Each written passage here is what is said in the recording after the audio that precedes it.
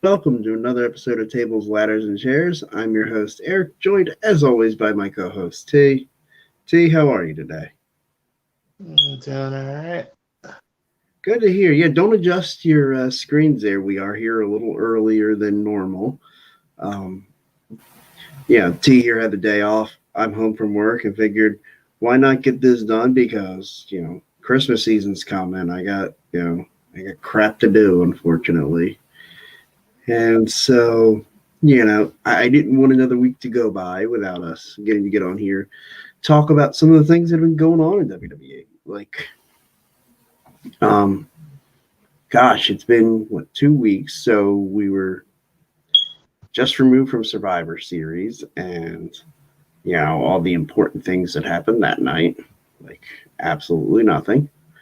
Um, but we did have War Games this past week, and I got to tell you a little story. So I hooked up a second TV in my bedroom, and I have two TVs now, so that I could have one with Sunday Night Football on, and the other had War Games on Sunday night. So I was able to watch both football and WWE on Sunday, and this was very exciting to me. And so getting to do that, yeah, NXT War Games was on the big screen, and I had the volume up on that, but I had the football game underneath, so I could still watch and follow along with my bet, which I covered, by the way, for all you curious. I had the Kansas City Chiefs beat Denver Broncos, and they did. So kudos to me. um, Curious your thoughts on War Games. It was good. I mean, as expected. Yeah, NXT always seems to deliver. It's as much as we always expect the WWE main roster to underdeliver. I always expect NXT to deliver, and it always does.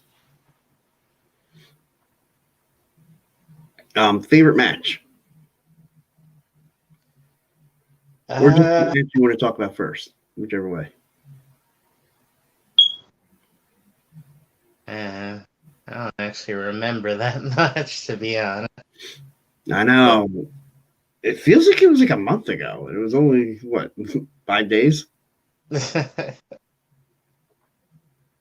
uh, I guess the men's War Games match. Yeah, really good match. I'm glad you said that one first, because I was gonna, if you delayed much longer, I was gonna say let's just go in reverse order and go main event first and talk about the men's War Games match, which was absolutely awesome. Uh, the 2.0 versus the black and gold, and I don't know if it's necessarily going to be Johnny Gargano's last night on NXT. I know his contract is up. And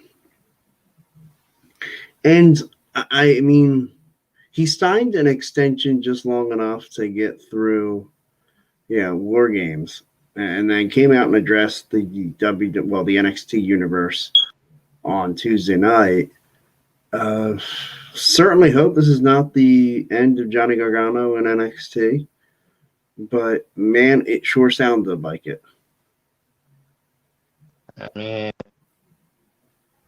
not to sound like a fanboy or anything, but I think he should stay. I mean, Mm-hmm. NXT got him and his family covered. They got pretty big contracts, I think. Yeah, and I mean, look, Johnny Gargano was in NXT for what 5 years or 6 years, and he wasn't even like when was really brought in. He wasn't supposed, and he touched on all this when he said he wasn't even supposed to stay on NXT. It was supposed to be, they had a dark match, and the people of Full Sail chanted so loud, Johnny Wrestling. They're like, well, we have to keep bringing him back. Yeah, and he was fantastic. Just He was Johnny Takeover. He was, everything you'd want an NXT superstar to be.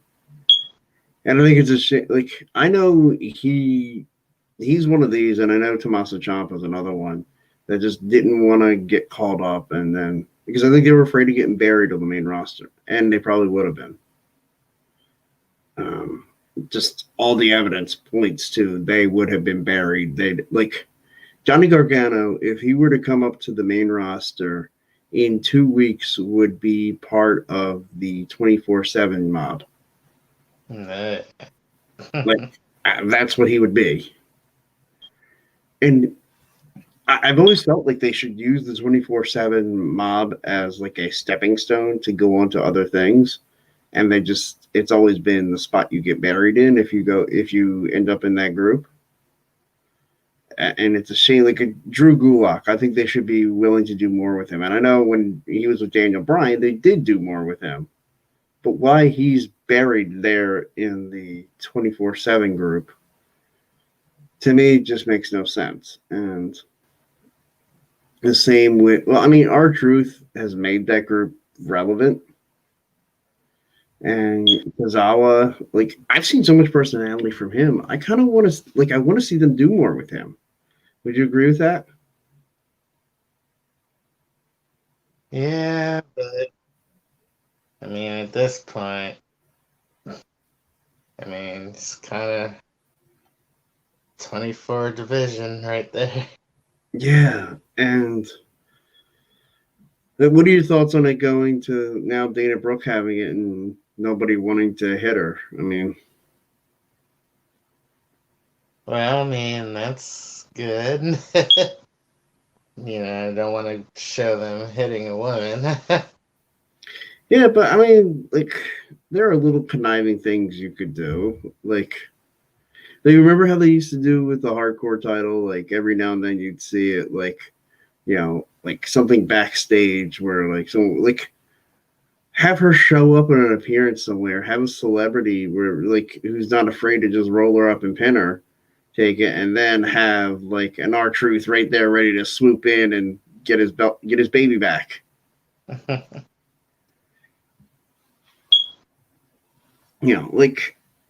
glad they're doing something different with it, but now it just kind of feels like they're just not going to do anything with it, that they're going to let it kind of die off.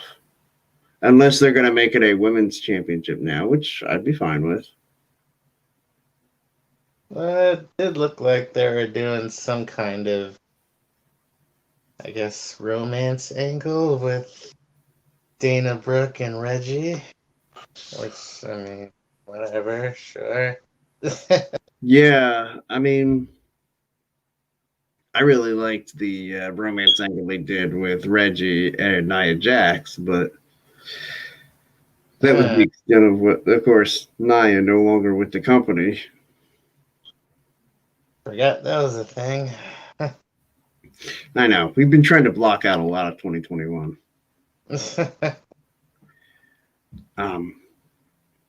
But of course, day one is approaching, January 1st, just Saturday pay-per-view, which I happen to know. I did my research to find out when the Royal Rumble is. The Royal Rumble is actually on a Saturday night as well. Interesting. Well, I think the reason for that is because of the way nobody wants to go against the NFL. And nobody wants to go, sports or sports entertainment. They don't want to compete with the NFL. And the NFL playoffs, they expanded the regular season by a week. So normally it was real easy. Royal Rumble went in that week between the conference championship games and the Super Bowl. And so it was very easy to slip that in there. Well, with now everything moving back a week, I think that would make the Royal Rumble having to be, what would that be? February. No, it would be February 6th. It would be the Royal Rumble. Well, I think WWE didn't want to push it out that far. And so they decided to go the Saturday of what will be the NFC and AFC championship game weekends. So that Saturday night we'll have the Royal Rumble. Sunday will be the football conference championship games. And that'll be fun. That'll be a fun weekend for those football fans and wrestling fans like myself. Okay. But yeah, so it'll be on a Saturday night. I believe it's February 23rd, if I'm not mistaken, whatever that Saturday is.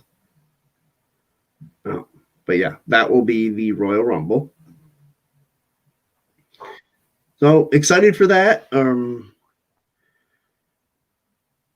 That's weird.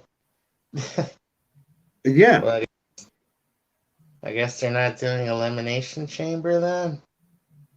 Well, Elimination Chamber I mentioned will be in February because the Royal Rumble's still going to be in January. I thought you just said it was going to be in February. No. I said if they went with the old way that they did things, like putting Royal Rumble in the weekend between the conference championship games and the Super Bowl, it would be in February. But instead, it'll still be the last weekend in January. It'll just be the Saturday instead of Sunday. All right.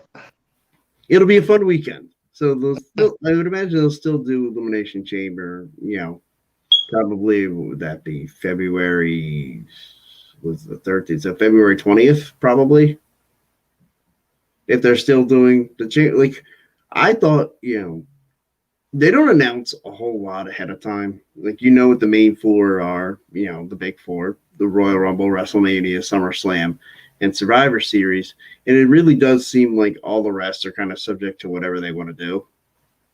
Like this night one or day one, like, I think it's a great concept, putting a pay-per-view on New Year's Day. Like, it's fun. Like, I like it. But I didn't like them basically just replacing TLC with it. Because I always complained that there was like a real dead period in WWE between TLC and like maybe a week or two before the Royal Rumble. It felt like just not much went on. Like no real storyline developings. Like, they used to, at least for a couple of years, they had qualifying matches for the Royal Rumble. And then they stopped doing that, which, I mean, part of that was I like that they left some suspense as to who was in and who wasn't. But as we look towards, the new year, I feel like, we're starting to get a sense of, well, like who's getting a push, who's not. Like the Roman Reigns, Sami Zayn match. I want to talk about their Universal title match, and we'll probably spend more time talking about it than the match actually was. I felt like it was an entertaining little storyline, at least for the night, with Brock Lesnar showing up and then Sami Zayn coming out there and then Brock intimidating him to get the championship match. Instead of doing it at day one, having it there that night on SmackDown, so that Brock Lesnar would challenge for the Universal title at day one. And to me, I thought it would have been a better idea to have Brock Lesnar and Roman Reigns at the Royal Rumble. But yeah, I guess that this is fine. Maybe a thought being that Brock Lesnar will be in the Royal Rumble match. Maybe have Sami Zayn come out and, right after Brock Lesnar, and after Brock eliminates him, because, he would go, Sami Zayn feeling like he had this beef with Brock Lesnar going after him. Then Brock Lesnar eliminates Sami Zayn relatively easily. And maybe Brock gets knocked towards the ropes. Sami Zayn pulls the ropes down and causes Brock Lesnar's elimination, which would cause Brock to go ultimate freaking beast mode and just absolutely destroy Sami Zayn. Although what I'd really love to see is then that sets up the match at WrestleMania between Brock Lesnar and Sami Zayn. And maybe even set up Sami Zayn as this sympathetic underdog, like just ready to go in there and challenge the Beast. And, how nobody's given him a shot. There's been a conspiracy against him for years. But come WrestleMania, he's going to slay the Beast. It'll be like that match against Dean Ambrose, except hopefully good. Yeah. Well, I mean, I would love it. I would love to see Sami Zayn kind of, because I feel like that's his role when his character is done right. Isn't that like ultimate underdog? This fighter, this never say die attitude. And I feel like that's when Sami Zayn's at his best. And a match with Brock Lesnar could set him up, and it'd be a fun thing to do. It'd be different than just Brock challenges for the title, or Brock Lesnar Roman Reigns, or even like we get the Brock Lesnar Bobby Lashley match, which I would love. And like if we get that, I'll take that over him and Sami Zayn. But if we're not getting that match, allow me to put my vote out there. I would like to see Brock Lesnar, Sami Zayn at WrestleMania. I think it would be a lot of fun.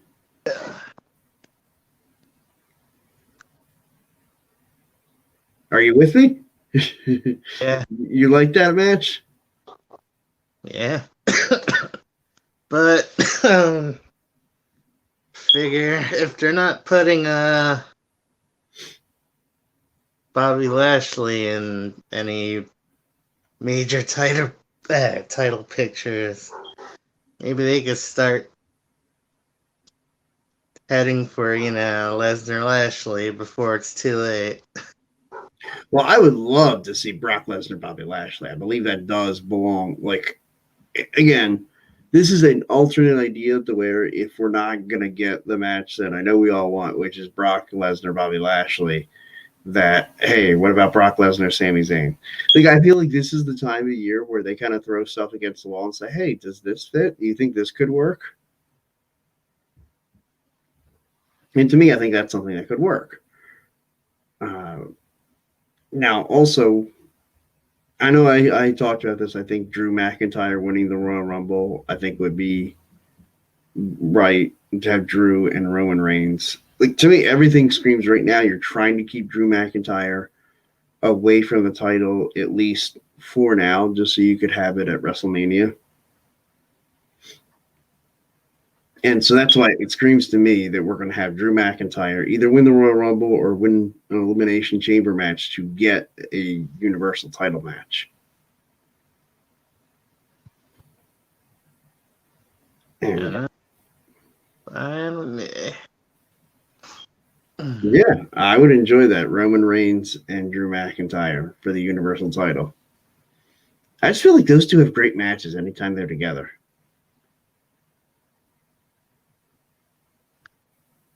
Like, I was at their WrestleMania 35 match, which is a very nice match. I mean, they didn't do a whole heck of a lot, but man, they made what they did count. Like, everything was entertaining.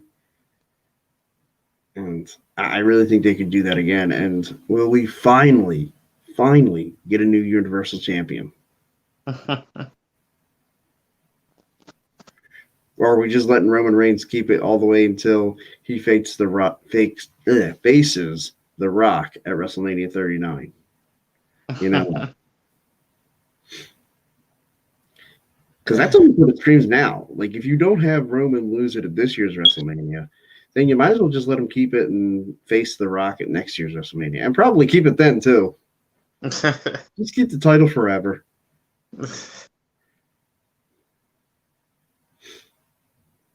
If anything, they could just have him retire with the belt and then bring back the big gold belt. There you go. It just becomes the Roman Reigns, commemorative title.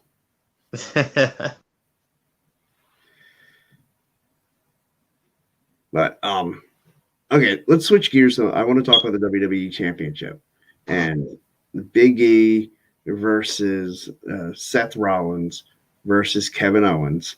Now, it was originally supposed to be, because Seth Rollins won the number one contender ladder match, that he was going to face Biggie for the WWE Championship at day one. And then Kevin Owens, being slimy Kevin Owens, and I love slimy Kevin Owens. I think it's freaking great. I'm so glad he's a heel again. Kevin Owens beat Big E because of Seth Rollins and because KO pissed off Seth Rollins, and Seth Rollins attacked him. So now Kevin Owens is in the match. It's a triple threat. I'll tell you, is this, I don't know if this is an unpopular sentiment, but I feel like this is setting up perfectly for Seth Rollins to win at day one.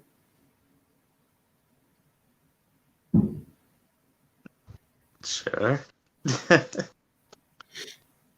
Because I would enjoy then seeing, I mean, you could have Seth Rollins defend the title against Biggie at the Royal Rumble. And then you can figure out who's going to challenge for the WWE Championship at WrestleMania. I feel like we can find somebody. You know, maybe even, well, no, I certainly don't want Seth Rollins Goldberg. I don't want that. Yeah, I'm not sure yet who you have challenge Seth for the title at WrestleMania. We can get there, but like, do you think that? What do you think is more believable? Seth Rollins winning the title at day one, or just Biggie carrying the momentum all the way to WrestleMania with the title?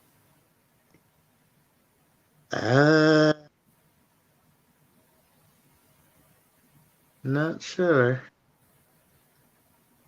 Not sure, to be honest. Or do you have KO win it? That'd be pretty cool. I'd be down for a little KO WWE Championship reign, and it being really KO Mania this year. I mean, I guess they would want to keep him happy and Right? don't jump ship like everyone else is. Well, they got to start doing some stuff to make somebody happy, and because, man, they are losing people. Like, if Johnny Gargano shows up at AEW next week or something, like I don't know what to think anymore. And possibly Kyle O'Reilly. Yeah. Yeah, is Kyle O'Reilly's contract up now, too? Just about. Literally the same exact position as Gargano. Oh, geez. So we're going to lose Kyle O'Reilly and Johnny Gargano. Terrific. And while we're on the subject of contracts and such, some news I read earlier. Jeff Hardy has been sure endeavored. Yeah, apparently some issue. I think, he had another relapse with his battle with drugs and alcohol. And apparently he refused rehab and all that stuff. So, well, I hope Jeff gets his life together and gets himself clean. Yeah, it just feels like this is always going to be bad. I really feel like if rehab is going to take for him, he's going to have to not be in wrestling anymore. Like, I feel like the temptations of being on the road and like all those vices being right there, I feel like that's too much for Jeff. And I don't want to say I hate doing that. Like, I hate being the guy who sits there and thinks like I can tell what's best for somebody, but it certainly, everything to me indicates he can't handle life on the road. Look, and not everybody can.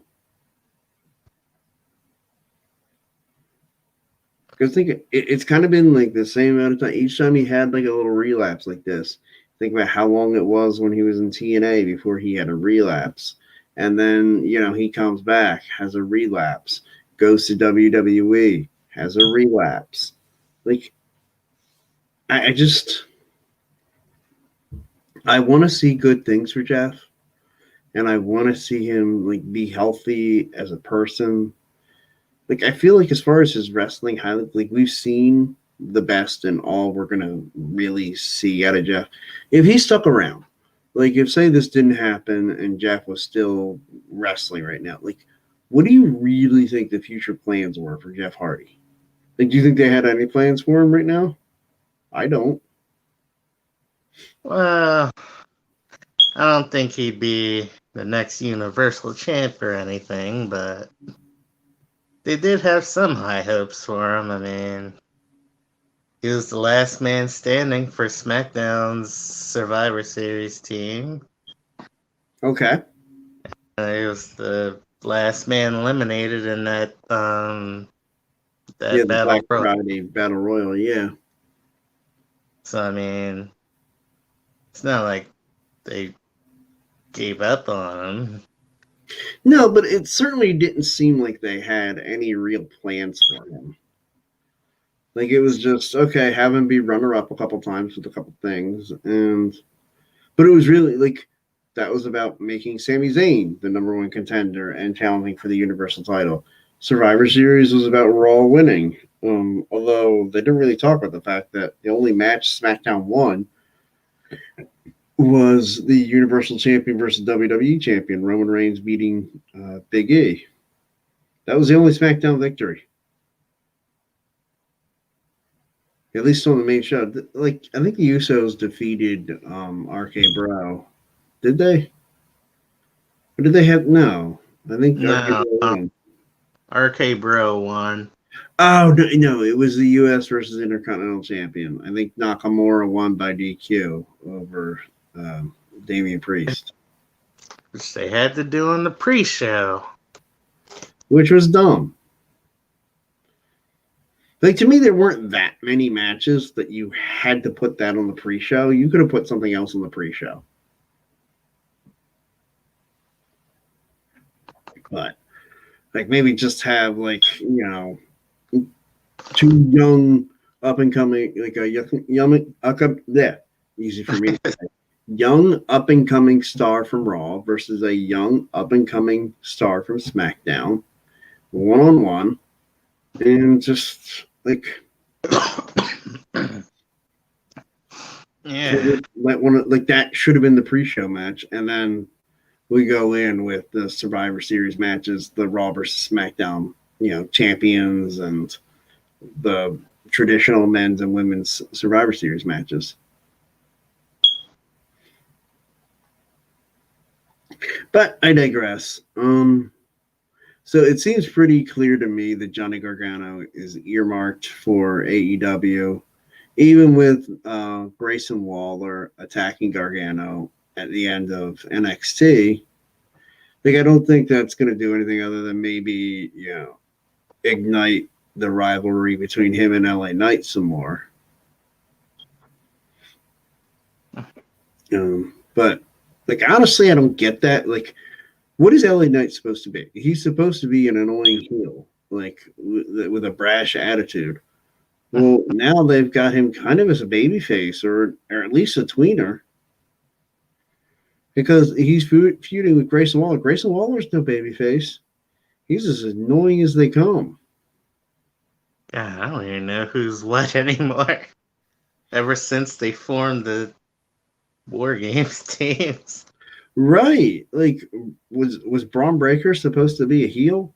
He's a pretty good babyface to me. And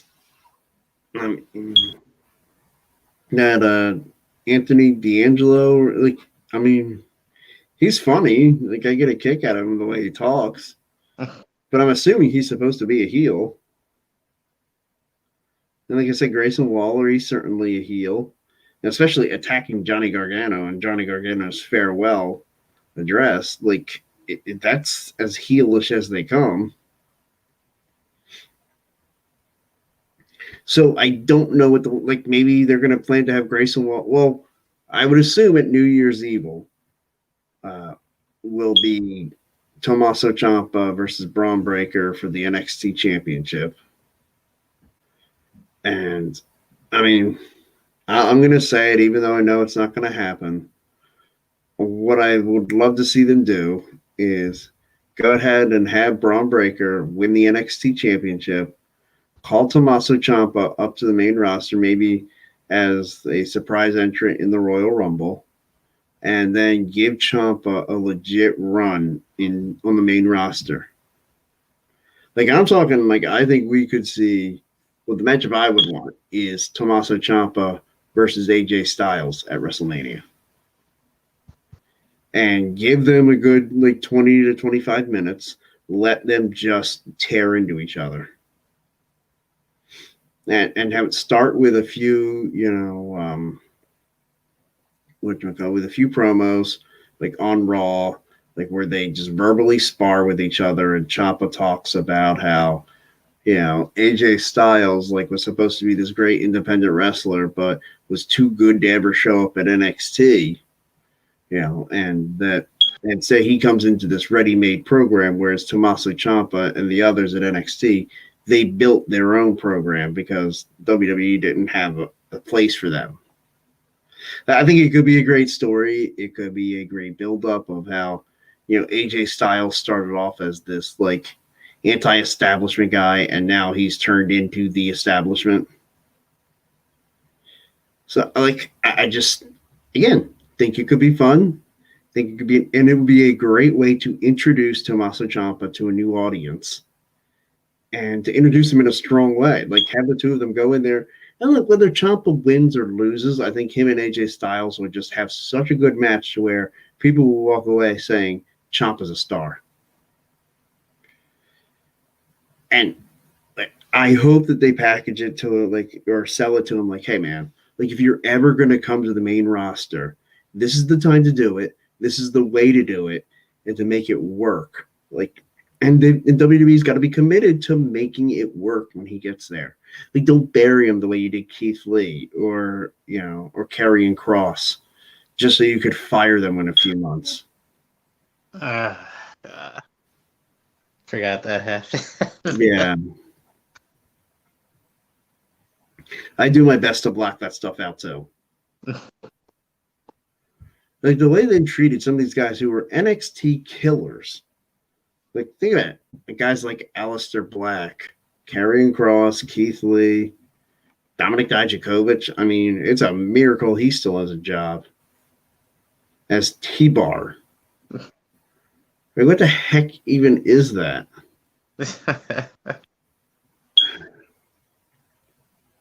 And they fired the entirety of Hit Row.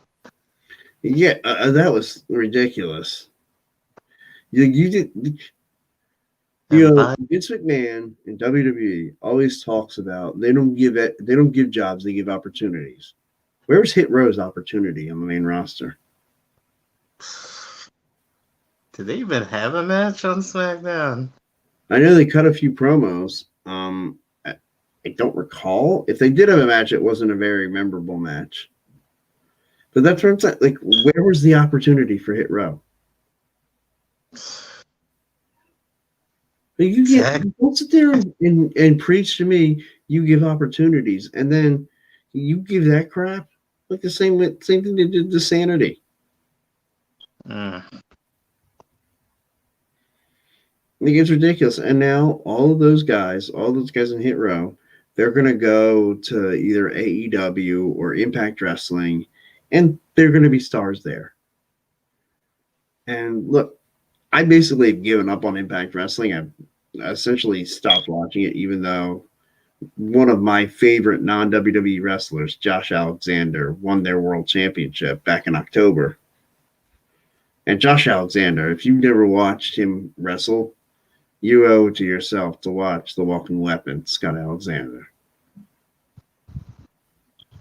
Or Josh Alexander, excuse me.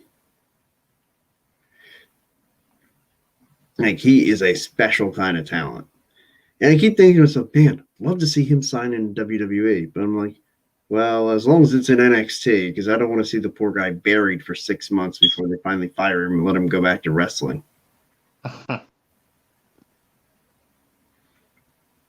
Yes, that's a company. Like, after we get done, I'll probably sit here for a few minutes and watch some of last night's Dynamite because I haven't watched it yet. But, like, I want to put on real wrestling and be entertained by real wrestling. That's what I watch. Like, Monday Night Raw is an absolute joke. SmackDown's better, but not great. But then the best show in WWE is NXT. And even that's not what it was 6 months ago. Nah. Although, the best thing going right now in NXT is Toxic Attraction. And not just because Mandy Rose is freaking gorgeous. but so's the rest of that group. The Casey Dolan and what's the other one's name? Gigi Is it Gigi Dolan? Yeah. JC Jane. Okay. Something. Yeah, Gigi Dolan and Casey Jane. Is that it? Yeah. Okay. Well, they're fantastic. Sorry that I didn't really know their names. It's not that I wasn't listening. I was just staring at Mandy Rose the whole time. But I was staring at them too. They're too. And I mean, it's a shame. I don't want to see the women's roster go back to just being eye candy. But I mean, I think Mandy Rose and the rest of Toxic Train, they can go. They can actually wrestle. This isn't just they're beautiful women who are getting a spotlight. Like they're beautiful women who can wrestle. And they're putting on great matches, and I hope that continues. Absolutely. And look, I'd love to see the day that Toxic Attraction gets a run on the main roster somewhere. But I mean, give them an actual run. Let them come out, let them do something, and let them achieve things, and then progress. Put a story together for them. Just like the story I laid out, pretty simple story. If you wanted to do something with Tommaso Ciampa, bring him up to the main roster, feud with AJ Styles. And then in the fallout of WrestleMania, like you can set something else up for him.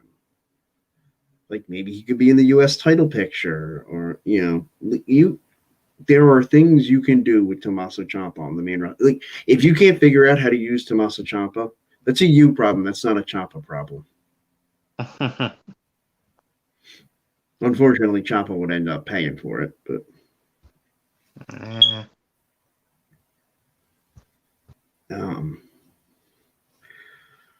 Let's see. What's right? Okay. Charlotte Flair and Toni Storm. I'm excited by that rivalry. I think it could be. I think it could be good. I think they will have a very good match at day one for the SmackDown Women's title. I would expect Charlotte Flair will walk out still SmackDown Women's Champion. They just gotta, get rid of all the pies. Yeah, no pies. Like, let them just face each other in a match. Like, okay, Charlotte pied Toni Storm, and then Toni Storm got retaliation. Terrific. All right, let's move on past that, and let's get to the two women putting in matches, putting down 5-star classics. Because I really feel like you put them in the ring together, that's what they're going to do. These are like 2 of the top 5 women in like all of WWE right here. Like, yeah. Do we need pie to sell this? I agree with you. They didn't need to bring the pie into the equation, but now that it's been brought in, it's been used, it's done. We can move on. It's been 2 weeks. Like, yeah, let's step away from the pies. Let's wrestle now. Yeah, or are we gonna have them wrestle in like a giant pie crust? There's a step backwards. Yeah. Or forwards if they do it right. They wouldn't do it right. It would be awful. Now, one women's story I think they're getting exactly right is Becky Lynch and Liv Morgan. They are killing that story. It is awesome. And Becky Lynch cheating to win. Tell me, does this not scream that, Liv Morgan's going to ask for another match. Becky's going to turn her down. Liv Morgan goes to the Women's Royal Rumble. Liv wins the Women's Royal Rumble. Liv Morgan, Becky Lynch, headline night 1 of WrestleMania.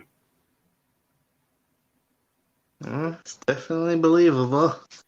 I would absolutely eat that up. Please, please give me Liv Morgan, WrestleMania versus Becky Lynch for the Raw Women's Championship, and for the love of God, let Liv Morgan go over at WrestleMania.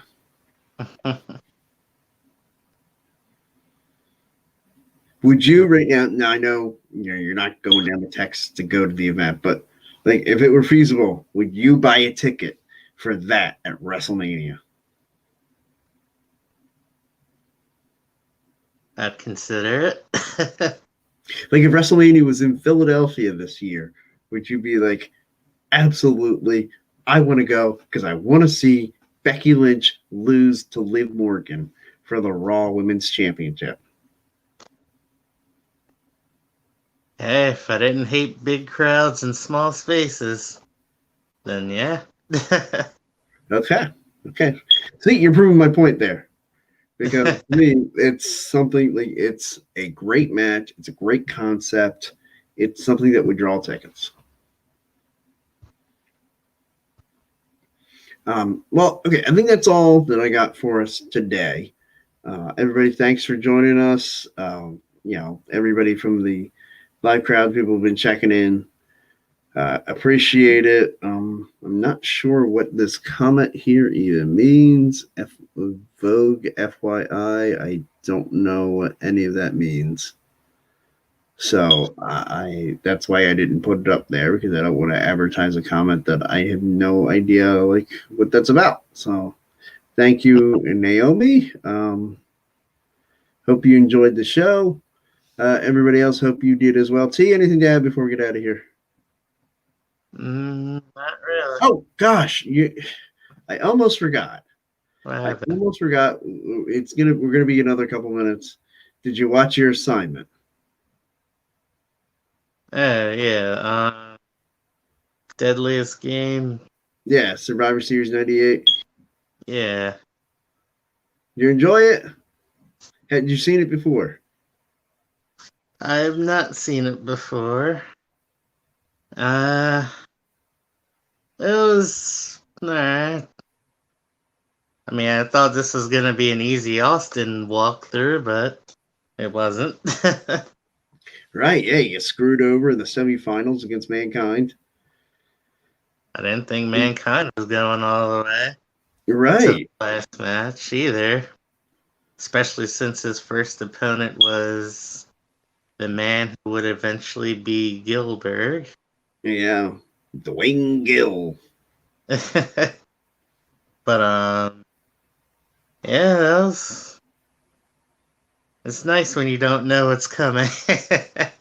Right, yeah, that was like I'm glad that I got to give you something that you had not seen before. And I certainly enjoyed mine as well, the Survivor Series of 05. It was fun. And particularly, I definitely enjoyed the main event.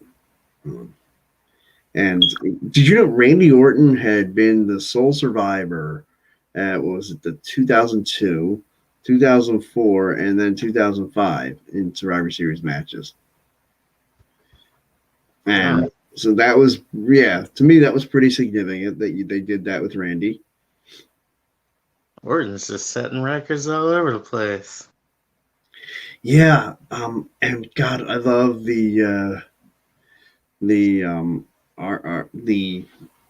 Bronament. That is hilarious. I don't know if now there's something going on where they're going to draw AJ Styles and Omos away from each other, but that's something to keep an eye on. I like them together. To me, they remind me a lot of the Shawn Michaels and Diesel like dichotomy. I'm hoping they're using this Bronament to call up MSK from NXT. Oh, that'd be fantastic. I would love to see MSK on the main roster competing for championships. Like, I think they would be fantastic in that role. Because they showed on NXT. Yeah, Riddle was there. Yeah, that thing. So hopefully that'll go somewhere. Or maybe it'll be part of the reason why RK Bro breaks up. Because they got to break up. You got to have RK Bro break up so you can have Randy Orton versus Riddle at WrestleMania. I am totally convinced until I see WrestleMania and it doesn't happen, I am convinced that will happen. Well, that's just a law at this point. Yeah, like it has to be Randy Orton and Riddle at WrestleMania. So, like, they're gonna lose. Like, they're gonna lose the tag team titles. I feel like Riddle's gonna somehow cause Randy Orton to get eliminated in the Royal Rumble, and then it's gonna be like, then Randy's turning on Riddle, and then finally Riddle and Orton at WrestleMania. To me, it's a pretty simple script, like pretty easy to see coming. But I still think it'll be entertaining. I definitely think in between now and when the breakup happens, there can be a lot of comedy involved. Like getting Orton to wear the the blazer was hilarious.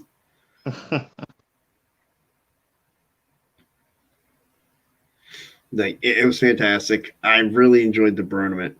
Okay, now that we gotten our homework assignments out of the way, we want to assign a superstar for this week for Superstar of the Week. I'm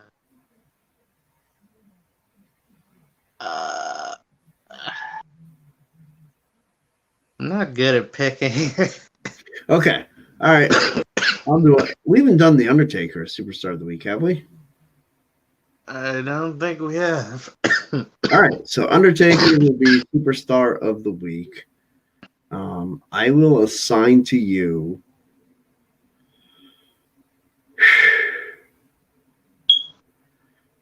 You know what? Undertaker Shawn Michaels was very popular.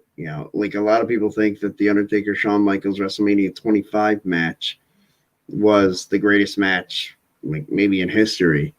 I will assign you a different Undertaker Shawn Michaels match. And I know what you're thinking. Gosh, there's only like, what, 2 choices?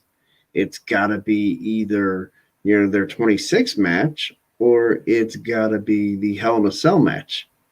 No, it does not have to be one of those 2. I will assign you their very first pay-per-view match against each other. An event called Ground Zero. Undertaker and Shawn Michaels in September of 1997 had their very first pay-per-view match. That is your assignment, sir. I'll have to try and remember that. Ground Zero's called? The Ground Zero. It was an In Your House. I believe you'll have to search under the In Your House pay-per-views. The Ground Zero was the name of it. It was like when you look at the In Your Houses, it'll be the one right before the Bad Blood, where the Hell in a Cell match took place. All right. Fast forwarding to the early mid-2000s. Forget where this took place, but I think it was the first Hell in a Cell with Undertaker and Brock Lesnar. Ooh. Okay. Which got very bloody. Yeah, that was what? No Mercy, I believe, in 2002? Well, you know the one I'm talking about. Yeah, I believe that's when it was. Okay, yeah. Yeah, it's funny. I actually, because during that time, couldn't, like, every pay-per-view wasn't on a network. You had to order it off pay-per-view, and I wasn't spending, $40 every month for every pay-per-view. So I actually didn't watch that event until, like, maybe 2 years ago, I think, the first time I watched it. So yeah, and I think I've only watched it once. So it'll be good. It'll be a nice little like refresher for me on that match. Awesome. Well, again, thank you everybody. Thanks for tuning in. I hope you enjoyed it, and we'll be back here next week and talk more about the road to day one. See, have a great one, man. Nah, you too.